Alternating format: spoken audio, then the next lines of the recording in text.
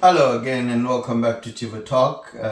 Yet another conversation with an interesting individual out and about in the community. I'll just give him the floor so that he introduces himself and also tell us a little bit about his background and where he actually comes from.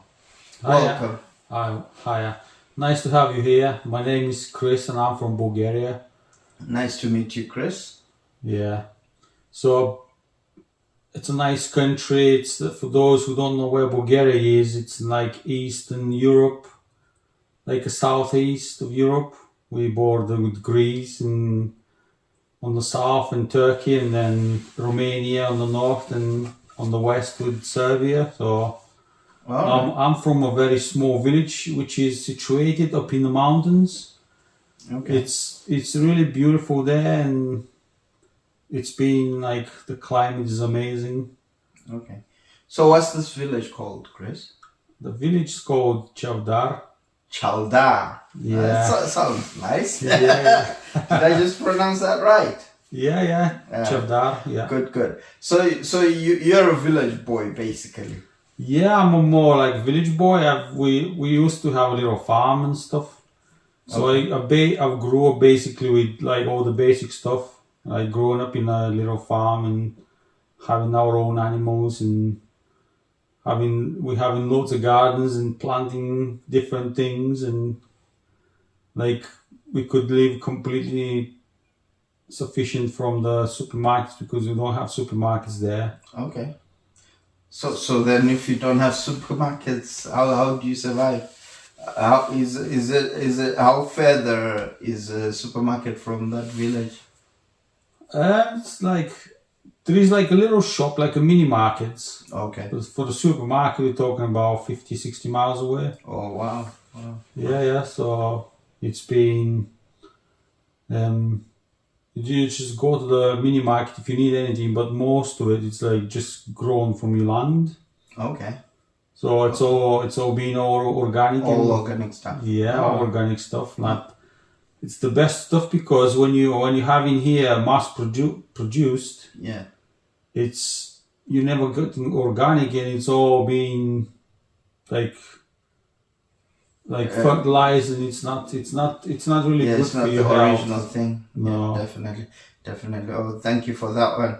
So, tell me, growing up, what kind of environment was it in terms of like education? Is that where you went for your primary school? What kind of educational system is in Bulgaria? Yeah, there's like I grew up in my village. There was the school when I went to primary school.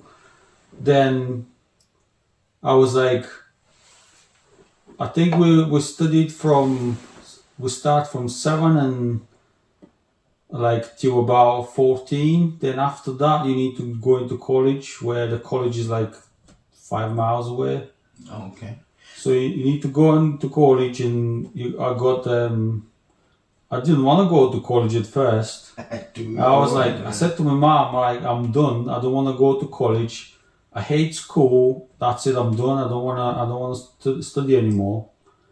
Okay. But she just said to me, like, that's the most valuable lesson that she gave me. She said, you need to go, even if you don't learn anything, you need to go just to get some overall education about how things are done and about people experience. You need to just gain the experience, not just to go and like go to school to learn how to calculate or how to do things. All right. So it was to help you sort of like think, basically. Yeah, I think that was the first step.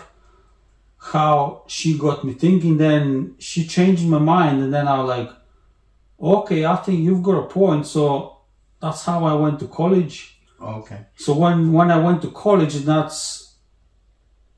interacted with loads more kids, because in my village, like, it's only handful, like a small village, and like not many people, not many children in the school to interact with. So when you go to the college, I had the opportunity to interact with more kids, and you see how they think, and like you say, you you set up a group environment, and some of them, they don't want to be anything. They just want to do normal stuff, and they plan their life around that. Some of them have ambitions to go to university, and it's just like me sitting there thinking, what do you want to be one day? What do you want to be like with how they thinking and what they saying, what they want to be, and that's what got me thinking. And that from then, that just like started taking off. Okay. All right. So how long were you in college for? We had to go to college for 4 years. Okay. So I've graduated as a carpenter.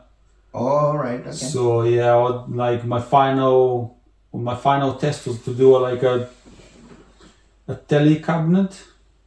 So I did that from scratch, like from planks of wood. I did the tele cabinet and nice glass doors, and it looked really good. I think you sold for about 100 quid. Oh, nice.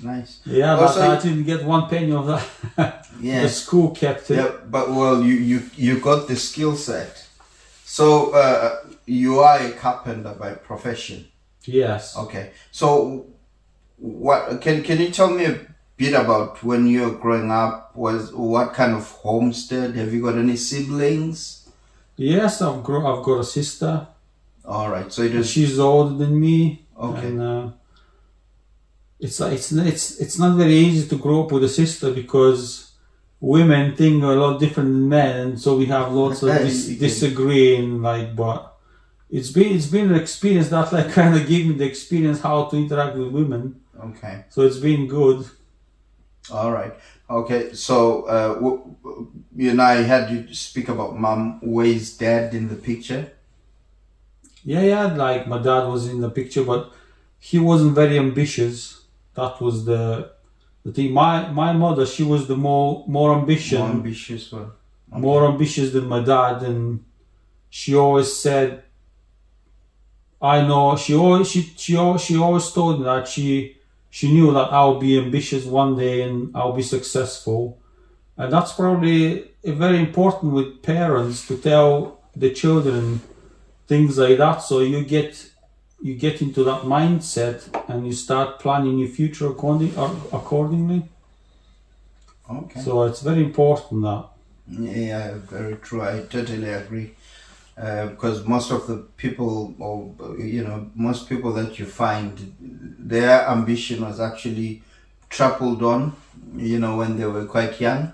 Yeah. So yeah, when they're growing up, they're told to stop certain things, and they don't have the ability to think for themselves and look forward to that's certain it. things. Because I did have a girlfriend before when she had a child, and he was at the school and scoring. He was like his team was doing really bad, but one day he scored a goal that the team won the game, and he was over the moon. Okay. And he was getting cocky, and then his mom said, "Oh, don't be that cocky. Yeah, you shouldn't be that cocky," which is like the wrong way to say to a child. You should encourage that child to say, "Well done. Yeah. You've done good. You took your team. You won the game," and I think that's the most important That's the thing. important thing. Yeah, you need to encourage your kids and people that they've done well and they can achieve more than that. Yeah, definitely. Okay, so tell me about the 4 years that you're in college. What kind of environment? Obviously, it would have been different from yours, like you said. But how did that kind of like foster that ambition and encouragement? Open your eyes to what could be possible. Yeah, when I was in college, I was like, I was thinking. I don't talk a lot, but I like to observe people, see how they think, okay, and how they do things, and what kind of plans they have, and to see if I want that plan. So, and then I started having like a circle of friends. All right. Where, like, I met new people, and some, like, most of my friends were like more orientated, like with limited beliefs, and they didn't have like a set goals in the future. Okay. And so I kind of like, I saw that as a bit of a, I wanted to get like inside how they think. And Okay. I started planning my goals from then. I was like, what's the next step when I'm in college? I'm gonna get this skill, but where is this skill gonna get me? It's gonna get me a job where, like, I don't know how paid is gonna be, but it's gonna get me some kind of job, because with like being carpenter, I can do different things, like. So the next thing I was thinking that, and the next thing I wanted is like, I thought, wow, if I be a carpenter, and then if I learn another language on top of that, Okay. that can give me more opportunities, like outside my country. Okay. And then I start thinking like, if I could be a carpenter and go like have another different language, I could go to another country and offer my skills, and then one day I could probably set up my own company, like. And when you learn another language, it's like you opening a whole new world. I'll give you an example with the shark. If you catch a shark, like a small shark, the sharks, they grow from this big size. Yes. If you catch a shark from the sea, like a small baby, Yes. and you put it in the aquarium, like 10 foot by 10 foot, and you feed that shark and all sorts, and that shark, it's never gonna develop its full capacity. It's gonna grow to a certain size. Yes. Like, let's say 3 feet, and that will be it. The shark would not grow any further. Okay. So what actually makes it not grow any further within that environment? Yeah, what makes it stop growing is because you put that shark into that enclosed environment. So you confound it. Okay. So the shark sees the environment, and that's how they determine their growth. They don't grow any further because there's no room. So why the shark in the sea can reach 2 meters long in length, and the same shark in the container can grow only 3 feet? Wow. Because you put that shark into that environment, and the shark, you see the limited environment.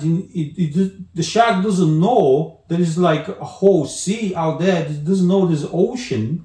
Wow. And the shark, it doesn't know can conquer, like it could travel for miles and miles in the water. Okay. The shark can see just that compact environment, and that's why the shark stops growing. Wow. So environment plays a very, very important. Yes, that was my thought, because my village is like a small container where I didn't see me growing any further. Yeah. I can see people doing things, but it was like nothing like a long term, like nothing like big. They couldn't turn anything, what they do, and they couldn't turn it big. So my mindset was like, right, this person is 60-year-old, Yeah. 50-year-old, let's say 50-year-old. He's been here all his life in my village. He tried different things to turn it around, to make it big. And he didn't. He did some success. Like, he's been probably the most successful in my village. Yeah. Farmer. Yeah. But farmer, yeah, he's got loads of land, but that's still not good enough. Like, you can't like compare to success to somebody who's been in a lot bigger environment. Like take for example Elon Musk. Yeah. Like, farmer from my village who's got just more land and some more successful in my village, you can't compare to Elon Musk, who's the richest man in the world. Yeah, true. So that's like, you're comparing the sun to our moon, the size difference, isn't it? Wow. Yeah, definitely. Wow, that's quite interesting. It's quite interesting. So where do the values come into play? Because you spoke about the aspect of values as well. Yeah, the aspect of value, that's why I said in the beginning, like, the value, it's very important to have self-respect. When you have self-respect, then other people is going to respect you and what you do, for that matter. And it's very important to have like moral and respect and be a good person. Okay. When you have all of that, and when other people see, they just want to be around you. And when you get, then you attract the same mindset people. And that's the important thing, is to attract like the same people that have the similar values and similar mindset. Okay. And then you kind of like, that's where that environment like starts. Like, you need to be a good person. You need to respect yourself so other people can respect you, and you need to have the discipline, and you need to set goals. Okay. That's basically what I've been driven with, and I've been following that. So when you set your goals, like long-term goals, yeah, and you need to learn how to set your goals. And then when you set your goals, you need to have the discipline to follow your goals. Okay. Yeah. So, and then you, like I said, you need to be a good person. You shouldn't be arrogant to other people. And like, if other people are arrogant to you, you don't communicate with that kind of people. So you communicate with people who are not arrogant, who are like easygoing. Yeah. That creates a good environment, and that's when, in good environment, you can thrive. Within that environment, while you're at college, did somebody actually teach you how to set goals, or it's something that you've actually learned yourself? Yeah, this is in school. It's like everybody's been told, go to school, get the college, go to college, get the qualification, or go to university, get the degree, and get a good job, and be slave for the rest of your life. Yeah. Like, you get a job, and then that's it. You're hitting like certain wage levels. Yeah. And that's your limit. And I never got told in school to set up goals and to have to be like a mindset of entrepreneur. Yeah. It's like at school, it's like the lesson was like more meeting different people and interact with people. Okay. And how they see and how they set up their goals, if they have any, or if they haven't. Then if they have any, you can really see the near future, what they're going to be in the future, and you can kind of picture yourself. Do you want to be that person? Like, what their goals are like, really like low. Okay. So if you wanna, you can see that. Oh, well, if I do that, what his goals are, I don't want to be very successful. End up just being an ordinary farmer.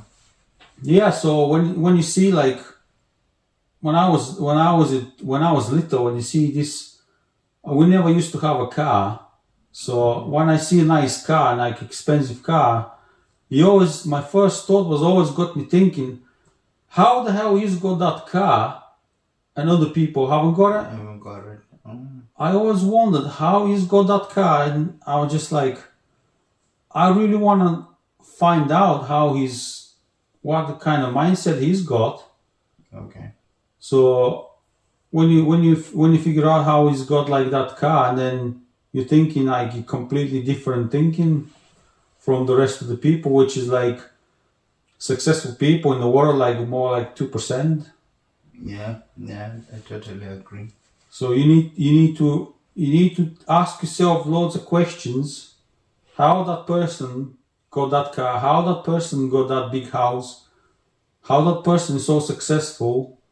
How has this person got that many things as him and me? We've got the same time. Yeah. In the day, we both have 24 hours. Yes. How he managed to achieve more things than I did. Than I did. Okay. And the key is you need to spend more time on the things that has more quality that matters than you spending time on the things that not that important. Yeah, I call that chewing gum culture. You know how chewing gum, gum, there's no value, but we chew it, we enjoy it, Yeah. and it's a substance that actually generates a lot of revenue for those companies that produce it. Yeah. But to me and you, it has no health benefit. It's No. like watching soap operas, the EastEnders and things like that. Yeah, I call it, that yeah. chewing gum. Yeah, I totally understand what you're saying. Okay, so anyway, we are now at the point where you've completed your qualification, you've completed your 4-year stint, and you've got your carpentry qualification. Yeah, so I was qualified carpenter with a bit of a mindset like a young, and I was really ready to take on the world.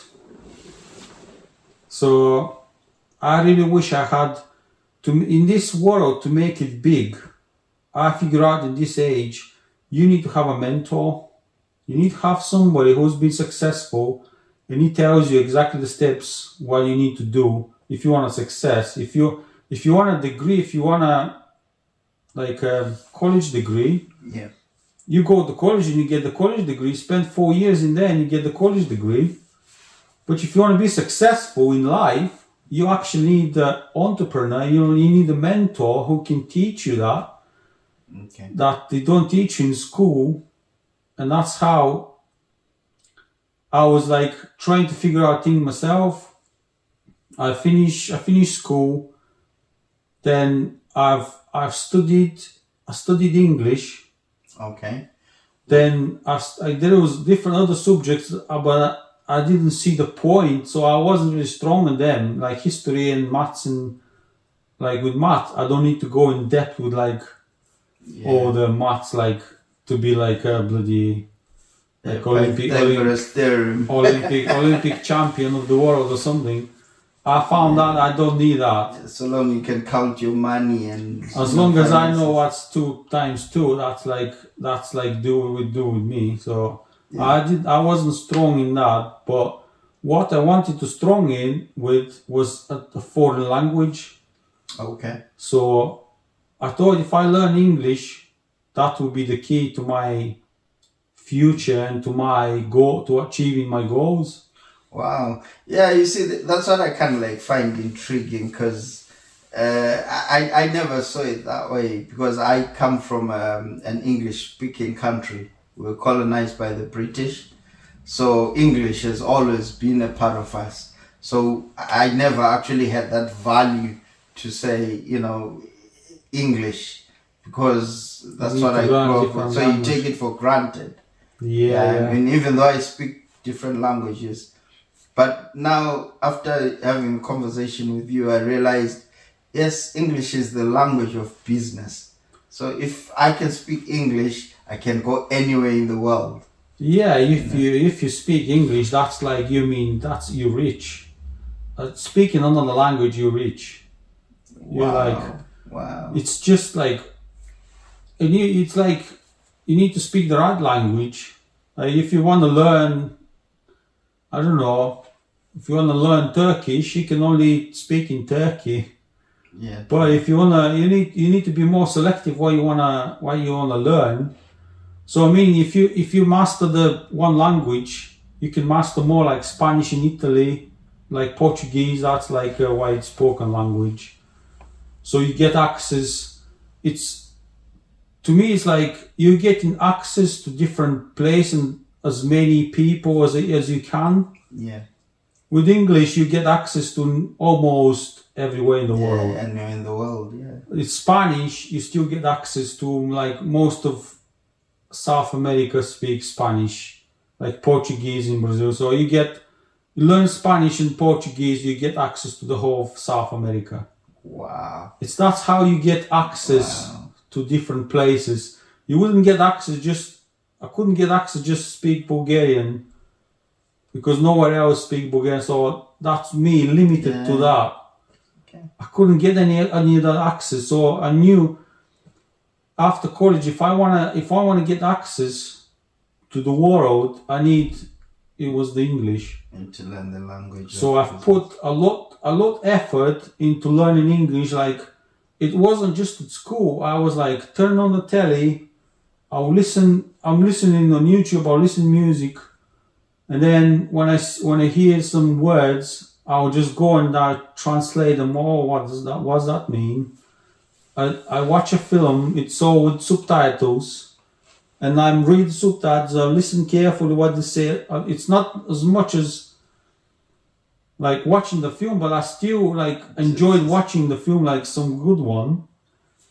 Enjoy watching that, and then at the same thing, you need to be stimulated by something that you like. Yeah.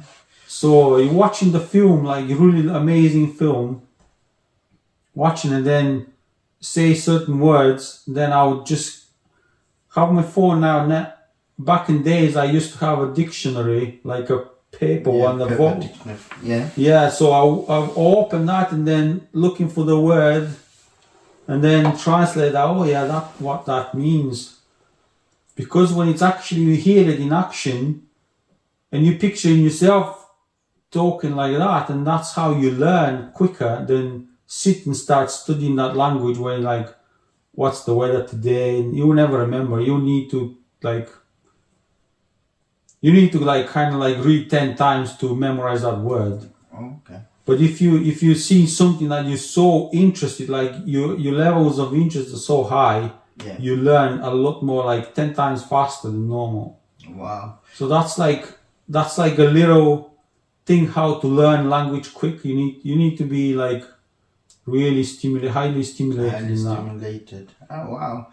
No, I totally agree, because whenever I'm watching something, I don't just watch anything, but it has to be something that stimulates me and something that I can actually learn from. Yeah, you need to gain value from what you're watching, not just like waste your time watching it. Yeah, just as you said, we all have 24 hours, and yeah, that was the thing that I've learned, that I kind of watch and do things that wasted my time. I need to do things that like I'm benefiting, like I spend my time wisely doing that. Okay. Because the time is the most valuable thing in this world. Once you lose it, like now, when we started this interview, it's in the past, it's time gone. Yeah, it's time gone. But from what I'm saying, why you gaining value, so the time with me, it's not wasted, it's valuable. Oh yes, definitely. You know, this is why I thought I need to set this channel up, because I think every minute that has gone, or every hour that has gone, that's history. Or every conversation that people have, you know, it's lost because it's in the past. So we're in the process of making history all the time. Yeah, that's it. Like, that was another factor, because I was sitting and I'm contemplating myself, and I'm just thinking. When I was younger, I had loads of thinking. My friends were going out partying and all sorts, chasing women, chasing girls, and I was more like sitting thinking, because I'm saying, what's the important thing? If you want to make things in life, you need to set goals and be focused, and you need to use your time wisely, because we have certain time on this world that you're born, you're doing the things, and you have that time, and then you get to a time where you die, and that's it. You're here for a certain time, certain period of time.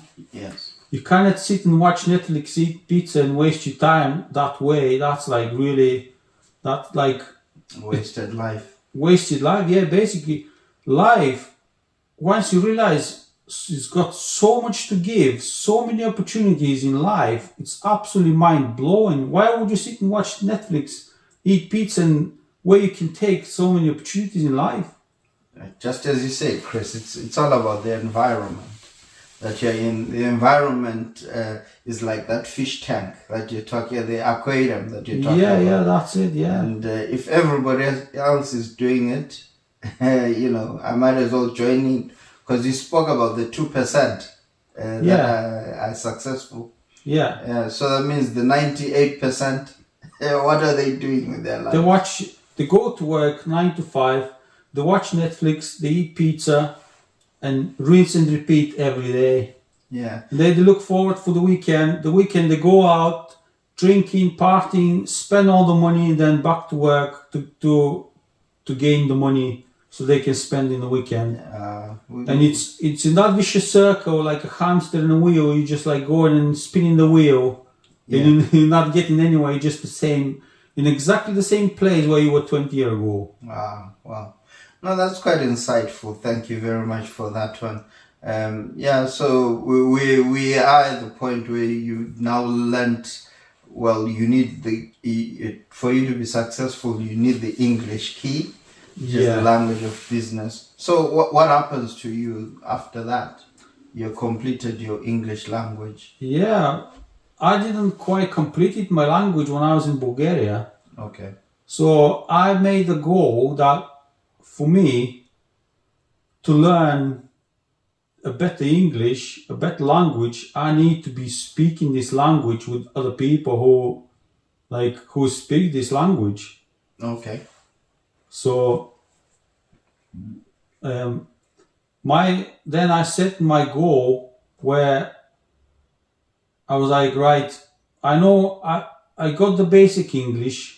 I know to go somewhere, and I know the basic stuff, what I want to buy and where I wanna go.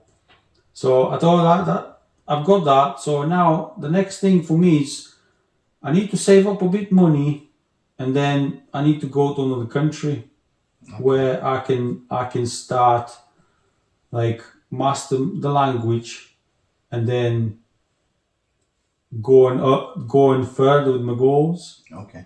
Yeah, so you keep highlighting the word goals.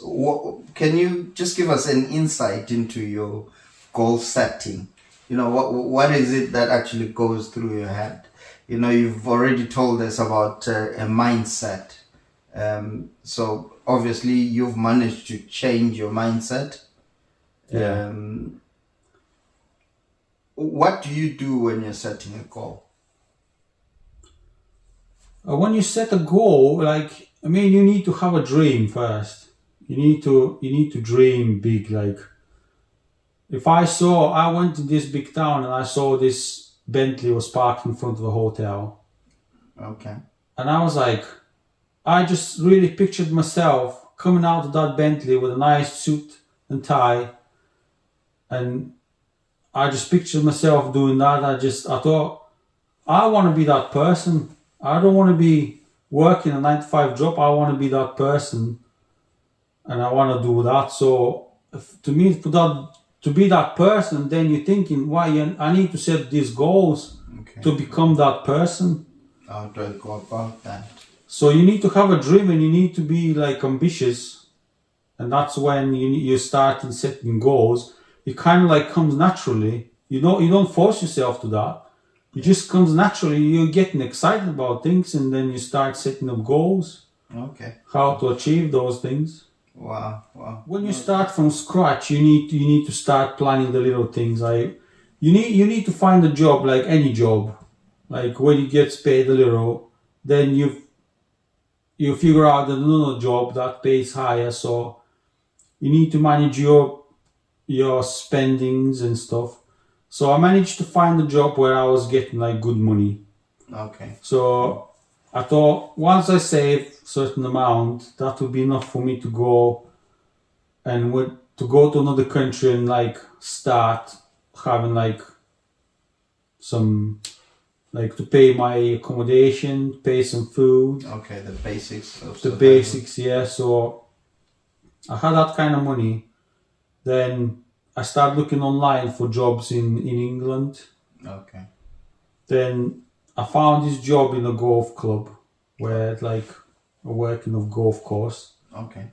And I never really do that kind of job before, but it didn't require certain set of skill. And it's like, to say, they give you the training, which is not, it's not like a rocket science. You don't need to go and be like build a rocket, Yeah. which is like that simple cutting grass. So that was my thing. Like, I've applied for the job, and then they contacted me. They offered me the job. They said this is basically the conditions, and This is a salary as well. this is the salary. And I was like, yeah, I wasn't really bothered about. I was just happy that I got the job, and that was, for me, that was that opportunity, and I took it. And I came to England, and I went to the golf club, started working there. I wasn't making much money them days. That was 2010. Okay. So I wasn't making much money, Yeah. but I had my goals, and when I went there, the first thing is, like, you need to make a plan of your expenses and of how much profit you're left with. Okay, so budgeting basically. Yeah, you need to budget. That's a very important thing. If you're thinking, yeah, I'm in this country now, I can go party, I can meet up with British women and see what they like. And Yeah, I think this is the problem that some of us faced.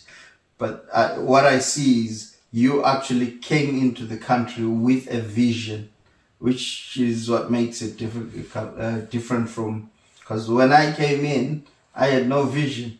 I was like going to the land of milk and honey, but I had no vision. Yeah, you go into the land of milk and honey, and you didn't take any spoon with you, did you? Yeah, like that. So when you go to a land of milk and honey, you need to take a spoon. You need to think in advance. Yeah, easy. Because if they say no, you're not allowed to get anything without spoon, well, what are you gonna do? Yeah. Well, I find that interesting. So that's the difference with the mindset, with the entrepreneur mindset. You get the vision. You go into that land, and you need to be prepared.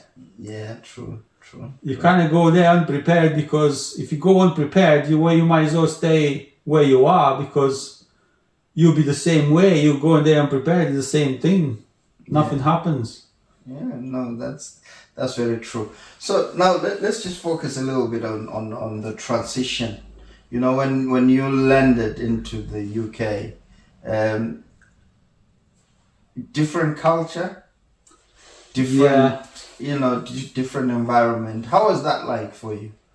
Yeah, definitely it was different culture. My English wasn't that good. So I came in Wales, where they speak with different accent. All right. So everything I learned in Bulgaria, because it's most like American English rather than British. Okay. So it was all American English. I came here with an accent. I was like, what the hell? I know absolutely nothing. I literally felt like I knew nothing. I mean, even the guy with on the course, he said to me, this is how my English was bad. He said to me, tidy up a little bit here, and I didn't know that word. To me, the only word with the T, I was like tired. So when he said tidy, I thought he meant tired, and I thought he meant when you get tired, just take a rest. Just take a rest. He said, tidy up here, take your time. And I was like, all right. So he's basically saying, when you're tired, sit and take a time, take your rest. And I go, oh wow, this is amazing. It's like, I can't believe it's like such an easy job, this. So I sat, I was like, I tidy up, like I cut a little bit of grass, and then I sat and like, I'm just taking my time. And the guy said, what are you doing? I said, well, you said tidy.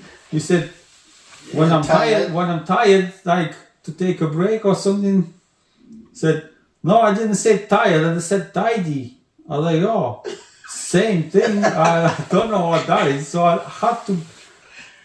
So he said, you need to work, you need to do work. And then I started doing the work, but I was like, oh wow, what? It's I need confusing. to check out this word because I didn't have my dictionary with me. So I went back to the accommodation, and then I opened that tidy. Oh wow, this tidy means to do the job tidy. It doesn't mean to take a rest. To take a rest. Oh, okay. So this is how my English was bad. That's how bad my English was. Yeah. Oh, well, you've done very well, Chris. Yeah, definitely. Okay, so you plan. Okay, this is low salary at that point. Then you say you plan. Okay, I need to find a better job. So what happens? How is the transition like? Yeah. Then the better to me the better job was I started looking on the internet again because I'm doing the job now. I've got a job. I can pay all my bills. I can buy my food. That was my first goal. Like that, yeah, I can do that. Then the second thing was like I went on my computer. I bought with the first profit I make. I bought myself a computer. Okay. So I can open, and that gives you another access to the world. To the world. Anything that gives you access to the world is the plus. The language, then the laptop, internet connection. So I've opened the laptop. So all right, I need to find a different job that gets paid more, because doing this, it wasn't much profit. And I was thinking, I need to work for 10 years to save up something, like to save up like $5,000 or something, or 10 grand. Yeah. I'm like, I don't want to do this. I don't want to waste all that years to save that low amount of money. So I've opened the laptop and I said, I need another job. And I went when I on my free time. I went out for a walk and I seen these delivery vans. They're doing deliveries, and then just the guy went in the van, took the parcel, went deliver it, then jumped in the van, and that was it. Just drove off. I was like, well, that looks like an easy job. It doesn't really need much skill. And again, because if I was to do the carpenter job, I had to my language. I think it should have been like a higher level. Okay. Where it wasn't that high level, so I was like, to do like parcels, it doesn't really need much talking. Just speak, yeah. So then I decided to start looking for a driving job, and then I found this company who was like owned by Bulgarians. Okay. So they were here obviously before me, and they have so I apply with them, and they say, okay, there is some vacancies. Yeah. So we give you this job, and it was here in Sunderland. Okay. So I've left that job in the golf club, and I travelled in Sunderland, and I started doing they give me the van. There was accommodation provided, and I started doing that job. Okay. So to me, it was like to gain that experience and to see what it's like. So again, because it was like a middleman, I wasn't making much money. But then I start thinking, I don't want to work for middleman. But the minute I get the skill, I learn the job, and I learned the language, because I started doing the parcels. I'm communicating with 100 people plus every day. So talking to people, I was able to master my English. Okay. So I did that, and then I've mastered my English, and then it happened that I had a bad back from these deliveries. Oh, okay. So then I got sacked because I said I needed a week to recover, and then I got sacked for that. All right. Yeah. So then when you got sacked, how did that make you feel? Yeah, it made me feel like things could go wrong any minute. So, and you need to have a backup plan. Okay. So wherever you do anything, you need to have a backup plan. And to me, the backup plan was to have a little bit like money behind my back. And if I get sacked, so I can have... fall back on. I can fall back on that, and then I can have the time to find another job. Because if you don't have the money, then you need to go. I need to go back to square one, back to my country, and then make money and then come back. So Okay. that was so I got sacked, and then you need to be prepared, because you always in life there's going to be downsides. You're going to be downfall. You need to be prepared for that. Yeah.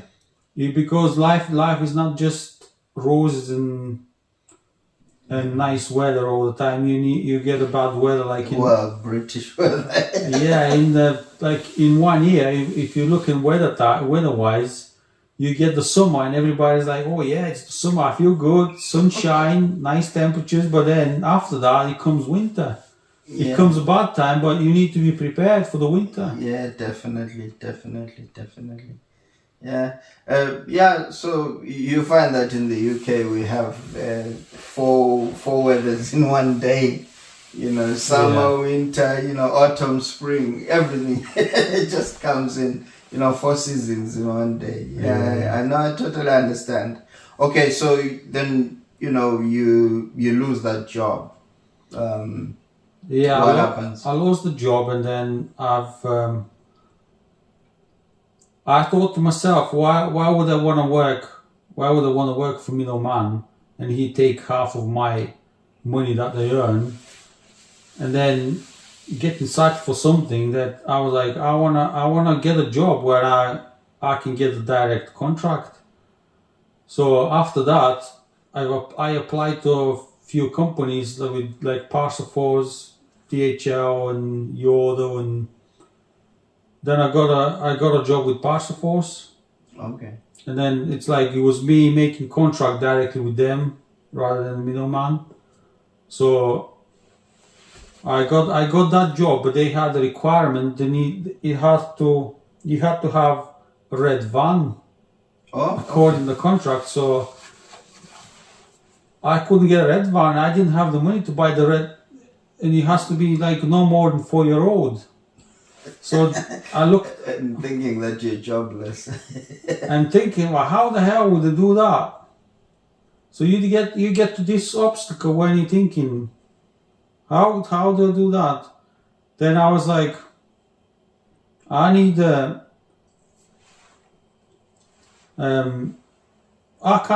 haven't got the money to buy the new van. Yeah. There is not a second-hand van like out there, a red one. There is like the standard color is white, And with 4 years. and it's like it's really limited. Yeah. So then I said to them, look, I can't get the red van. I haven't got the red van now, and there is no red van in the country, so it has to be a factory order. And I went to ask in a Citroen garage, and they say it will take 3 months for the van to be supplied. So I went back to them and said, surely I cannot, even if I wanted to get a red van, if I had the money to buy it now, I can't get it. Because it has to be factory order and takes time. So I said to them, is it okay for me to hire a van, to use a hire van until my van arrives? And they said, yeah, they were happy with that. So that was my other thing, where I didn't need to put money to buy a van. So to hire a van, you need a deposit and you get it. And you get it. Okay. So you get the van. So I got the van, and then I started working for myself, and all of the money, the profit I was making, Yeah. all of that, I focused. You need to have a complete focus on that. I was focused, and within 4 months, I had the money to buy the van. So I placed order with Citroen, and I've ordered a brand new van from the factory. And Oh, nice. and with I took a loan, so I didn't even have a credit history, so I couldn't even get a loan from the bank. Yeah. So I worked for 4 or 5 months to build up a credit history. Yeah. So credit score, I had some kind of credit score, proven income. And then I was able to go to the bank and say, look, listen, I've got this business. This is my monthly income. Can I get a loan to buy a new van? Van. Okay. And they look at my income, and they were happy to give me the loan. So they gave me the loan, and I've purchased my brand new van. So after 3 months' time, a brand new van came, and then within 6 months, I put all of the profit I've got into the loan, and I paid that van. 6 months, I owned the van without any finance. Okay. Wow. Yeah, that sounds quite interesting. Interesting story, but I think without focus and without vision, you can't really achieve that, can you? No, it's like you need to see where you're going. You need to see the future in order for you to start doing things. Yeah. Like if you take, for example, the farmer, in the winter, the farmer thinks, right, I need to get the crops to plant sweet corn so I can sell into the shop, so I can feed my family. Yeah. So the farmer see that vision for next year to plant. He doesn't think, oh, is it going to be raining or is it going to be dry? Is it going to be warm or is it going to be cold? He doesn't think that. He sees the vision that he needs to plant the field, and he needs to get the crop. That's how he sees it, and that's how he does it. He plants, and then he buys the seeds, he buys the tractor, and he does his plan. At that point, what's actually happening? What's your thought process? Well, again, my thought process was like, I didn't want to just stop with one van, so I bought my van, and I know you could get a second contract, and you get a driver, and I thought I could buy more vans and have people working for me, and then increase my income revenue. Then maybe with that money, then I start a different business, because I've got like loads of businesses in mind. Okay. And in order to achieve them, you need to start with one. You need to be focused at first. You need to be focused on one thing. Yeah. To achieve other things. Okay. So then I heard in DPD you can get more than one contract. You can get up to 10 contracts. Okay. Then I started. Then I decided I want to change careers, and I applied with DPD, and then I started. Then I had to buy another one. Then in 2 years' time, I bought second van. Then the third year, about a third van. So now I've got me and another 2 vans working for me. Oh, nice. So, walk me through. This is somebody of Bulgarian origin, working within a business environment that is predominantly British. How do people treat you, or how are they receptive to you in that environment as a business person? There's some kind of level of a bit of a doubt, because you're coming from a foreign country, then people work for you, and then there's a bit of a like, oh, I live in my own country, and I kind of like, I don't want to work for foreigners. Okay. If you know what I mean, there was a little bit of that. So I had some drivers like leaving, and just for that reason. Okay. But it's more like to how you doing things, and how they see what kind of people, like what kind of environment they've been working in, and you kind of need that kind of stuff. Okay. All right. So in terms of in our previous conversation, we were talking about you looking 6 years beyond, like you go back, you look 6 years, and in terms of progression, you look 6 years ahead. Yeah. So is that the farmer concept that you're actually using? Yeah, that's kind of that it is. Because if you want to be successful in life, you need to take a look at the previous 6 years, what you've done in the previous 6 years. For all those years, Yeah. you've achieved, you reached a certain level, and then you never went any further. So if you wanna be something different, if you wanna change your life, the key is you need to change yourself. Okay. So if you wanna have a completely different 6 years in the future, Yes. to be completely different, you need to change.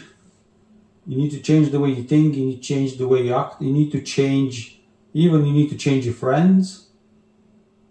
Wow. Because sometimes when you have this group of friends where you're interacting with them, they don't have any goals, and certainly this some group of some friends, they don't like it to be successful. When you tell them, when you share to them, oh, I've got 3 vans, I've got this and this and that, and if they just the mindset they want to work 9 to 5, they don't really want to hear it. They don't just want to Chill. yeah, they don't like. They don't want to really like celebrate your success. And sometimes they try to even bring it down.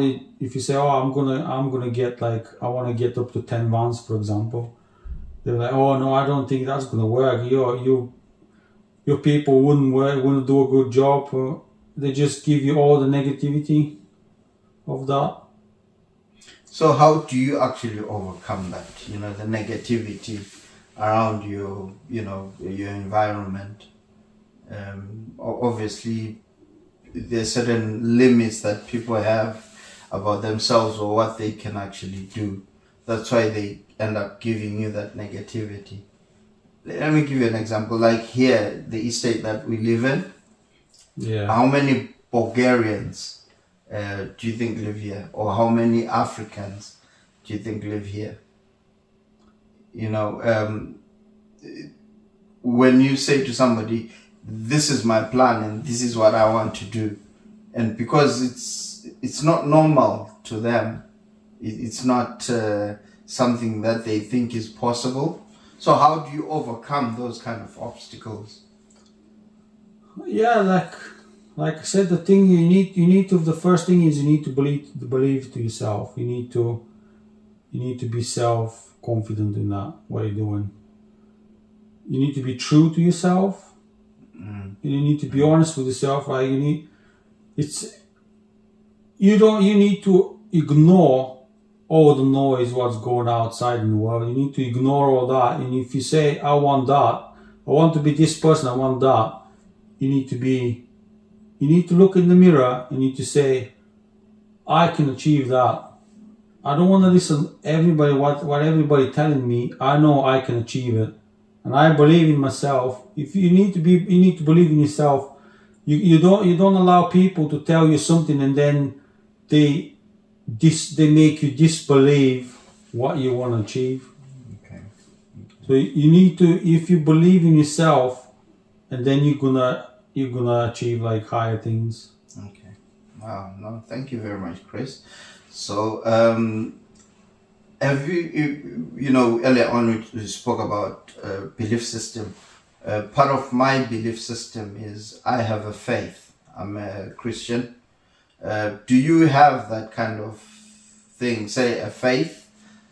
Do you believe in something extraordinary beyond yourself that has helped you from, you know, a young man to where you are now and hoping into the future? I don't believe in anything else apart from myself and what I want to do. I don't have faith in anything because I know some people, they sit and they pray and they hope for a miracle, where I don't believe in miracles. Okay. You believe in practicalities. I believe in myself. Like, to me, I don't have my hero is myself. It's like in 6-10 years time, I see myself as a successful person, and that's my hero. Okay. So I say this is who I am in 10 years time. I'm very successful. I've got all the time in the world. I'm traveling the whole world. I've got an amazing family, and that's what makes me successful. That's how I'm seeing myself in 10 years, 6 years, 10 years time. Okay. And that's who that person is my hero. That's interesting. So I believe in that person. I don't believe in anything else extraordinary. I believe in that person. He's my hero, myself in 10-year time. Okay, so you look at yourself 10 years from now and imagine how you should be, and that is what you're working towards. Yeah, that's the whole world is driven on that. If you think about all the buildings, skyscrapers, high, like that tallest building in Dubai.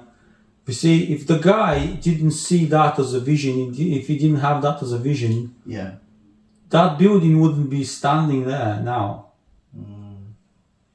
That guy he wanted to have the tallest building in the world, and he had that vision, and he built it, and it's the tallest building in the world now. Wow. That's how you do things. That's how you plan it. You didn't wait for the miracle to happen. You didn't wait from that building to fall from the universe into Dubai and build it in being the tallest building. He actually had the vision of that building is the tallest, and that's how you started. And he started planning things, and that's how he thought. If I have the building, the biggest building, that will attract loads of people to come and see it. Okay. So, you see, do you know what the people in Dubai, what they say? Like, they haven't got anything, and at the same thing, they've got everything. They live in a desert where you get rich in sand. That's all you got, sand. Nothing else. But if you go there, they've got everything. They've got golf course.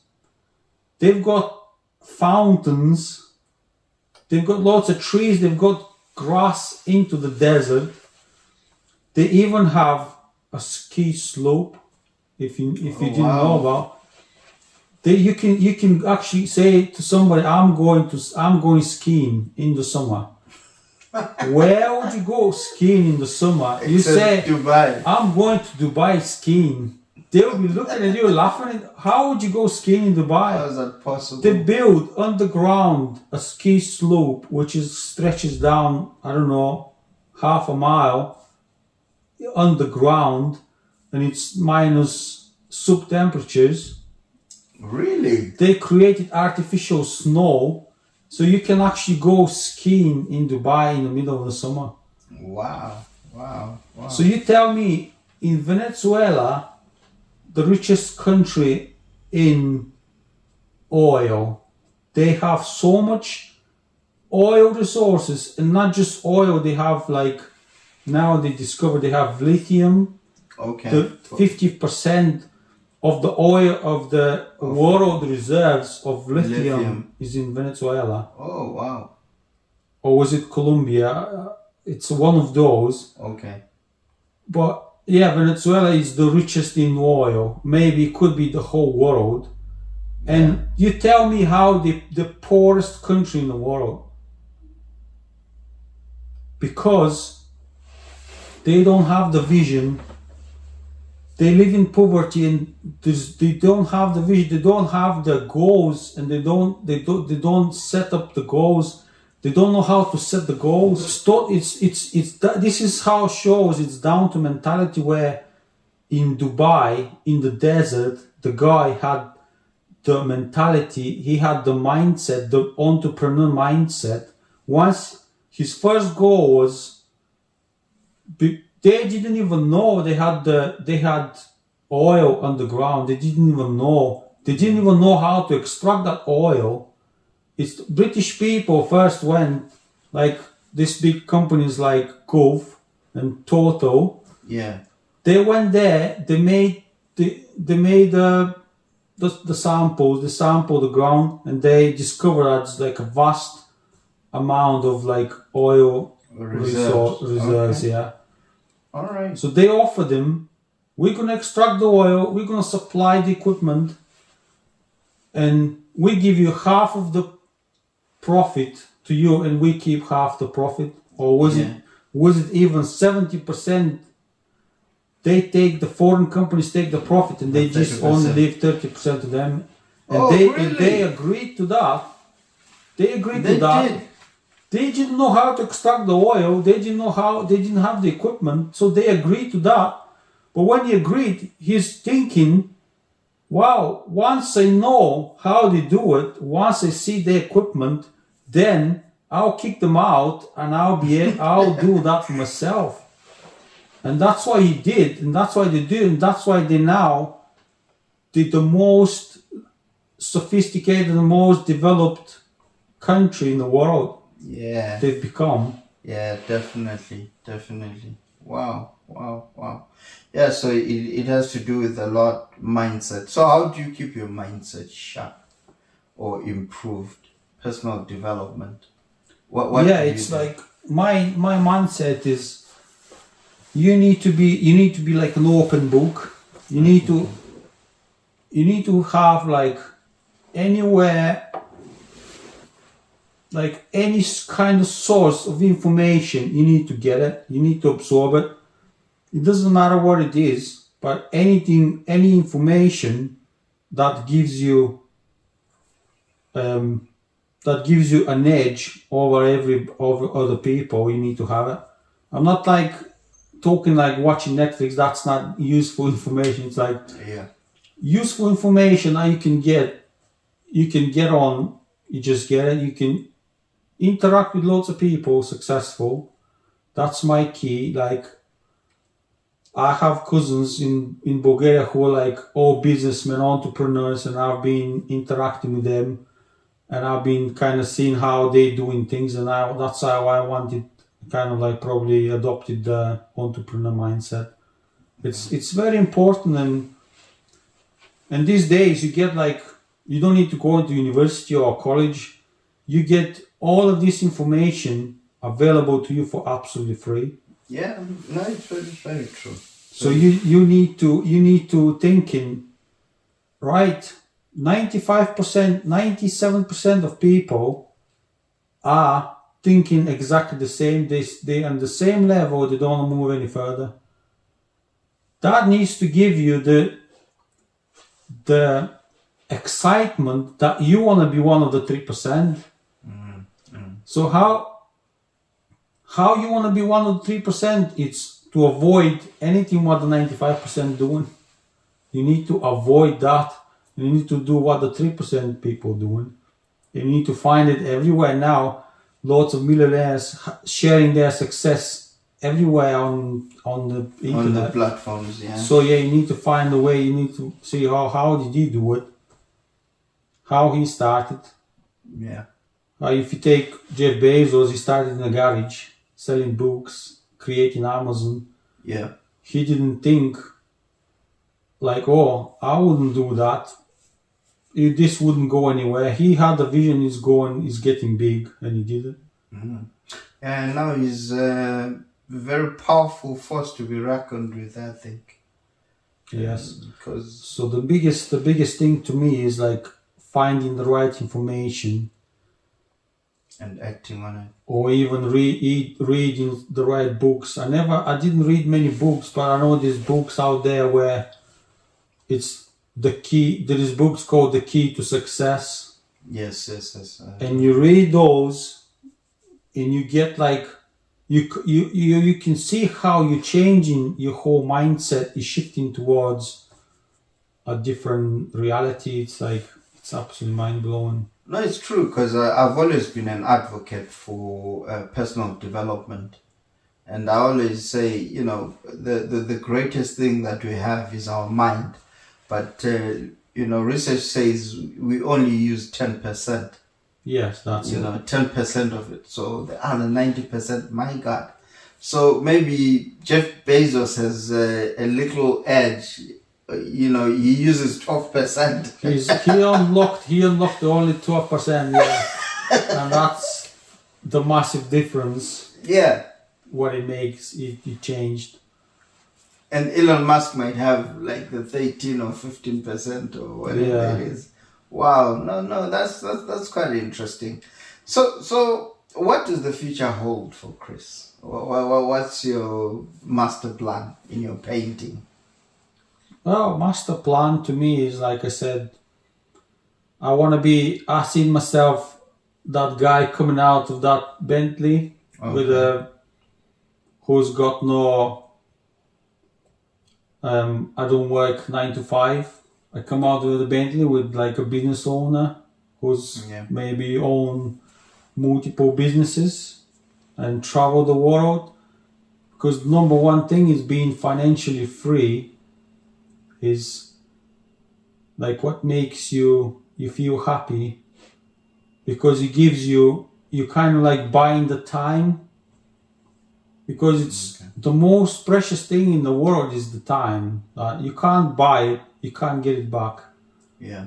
So, for example, if you live your life and you wanna be successful, but you kind of like having these things like you live in your house and you need to cut the grass because you haven't got much money to pay somebody to do it. You need to cut the grass.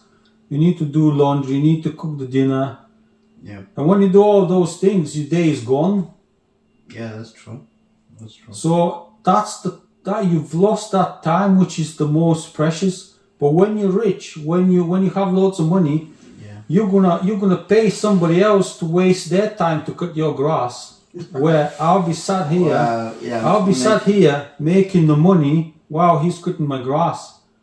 That's like my time. I bought that time. So that's what you mean. You get somebody come and cook you dinner. You pay the chef to come and cook you dinner. Yeah. So you save time from that. When he comes and cooks you dinner, you still on your computer. You're making the money.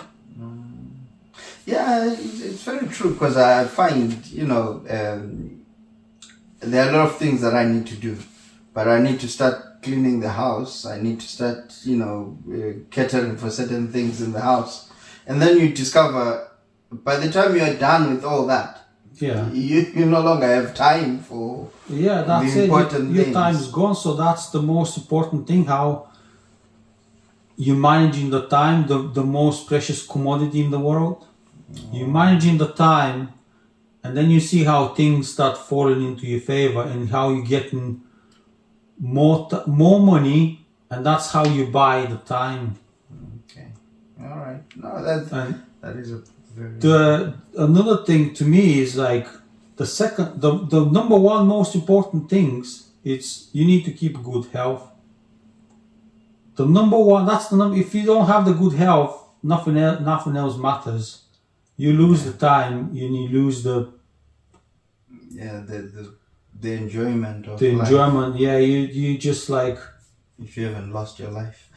So to me, the most important, you need to focus. You need to have the discipline, focus on your health, because that's the most important things. Because when you're healthy, you can do anything.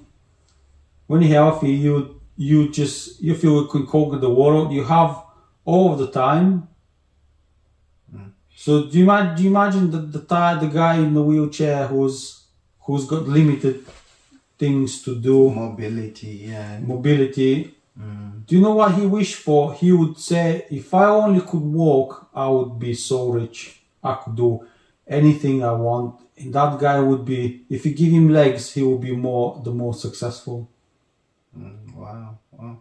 Oh, that's food for thought on my part, because now it makes me consider, Yeah, that's it. It's like you need to eat healthy, and you need to have a discipline, and you need to have like these goals. Like even if you don't want to do things, like you take for example, you need to start small, take a walk, you just walk for a mile, you come walk around the state, or like going to walk to the other village and come back. Yeah. Then you start eating healthy, and you'll see how your body improves. You kind of like, you feel more energy, you get loads more benefits of doing that. And you see, that's like the one of the first important thing. Then when you see how when you discipline and you do, and you get into good shape and in good health, and then you see how, oh wow, I was disciplined, I did that, and it worked. And then that gives you the drive. It kind of like gives you the, what's the word? It gives you the ambition. When you see you're winning, you're like, wow, I did follow this, I did my discipline, and that's what happened. I won. Wow, that's amazing. That's all it takes. I need to be disciplined in order to me to achieve the things I want. Okay. No, that's good. Thank you for that, Chris. Thank you even for educating me today. Yeah, it's like, because I feel like I said, I figured this out with me, like interacting with lots of people, interacting, like getting information that comes available to me, and it really opens my eyes. Like, this has been like the last few years, I've learned a lot, and it really opened my eyes to see things from a different angle. Oh wow, yeah, definitely. I think that's why it is so important for me to capture these conversations, because we've just made history in the time that we've been sitting here. But the advantageous point here is we're making history, but we are keeping it on record. Yeah, that's it. Yeah. Yeah, and I would like to thank you for this opportunity. But what advice would you give people out there? Whether it be young people or people in the 95%, as you say. Yeah, my advice is you need to keep good health. That's the first thing. You need to be honest and a good person. And you need to have goals, and you need to self-respect. That's the big thing. For me, when I was younger, I was struggling with that. I was disrespecting myself. And when you disrespect yourself, you tolerate toxic people to come interfere in your life and manipulate your life. And then you can see you're going nowhere. So that comes because you're disrespecting yourself. When you respect yourself, and somebody come try to disrespect you, you're like, look, I don't want to deal with your disrespect. Yeah. And I don't want to hear from you. I don't want to see you again. I don't want you in my life. I've learned to cut out the toxic people, disrespectful people, and that's how I grew. I grew a lot to where I am. I came in this country, like I said to you before, I came in this country with a suitcase and £500 to buy my food and stuff. And now I've got a house over 200,000, and I've got 3 vans. And Wow. So from that, going to with nothing, like, I think I've achieved a lot more things from the people who were born in this country. Yeah, no, that is very true. That's one thing that I always want to kind of like bring across, finding the differences that are there from people who grew up, in other countries and coming into an environment and excelling. The level of success is different, and the type of hunger that is there, to achieve more is there with those that have come from outside. I look at young people because I work mainly with young people. One of the things that I wanted to kind of like open their eyes to was the fact that in Africa, where I come from, there's so many intelligent young people, but don't have the opportunities. And yet I come to the first world. There's so many opportunities, but not Yeah. so many people want to grab those opportunities. Yeah, exactly. Yeah, this is the society and the environment. Like I said, I think the Western society is collapsing. That's what I said, because you get lots of on news, social media. That's like loads of rubbish. If you watch social media, if you absorb all that information, it's really bad for you. On social media, what you need to do, you shouldn't be. It's good, social media. What you need to do is, rather than absorbing, you need to be producing. You need to be producing the content Good content. to social media. Yeah, I totally agree. I totally agree with you there. That's why, hence, Tiva. Tiva means, it's a Croatian term meaning substance. So it was all me being tired of the chewing gum that, we hear, we watch all the time. And I wanted something of substance, like what you're sharing that right now. This is the kind of content that we need to hear out there. Something that can actually help you develop as an individual. But thank you very much. And on last note, what advice would you want to give to somebody like me? I've got advice. If you want to be successful, if you want to have the mindset of rich people, this is what the rich people thinking is.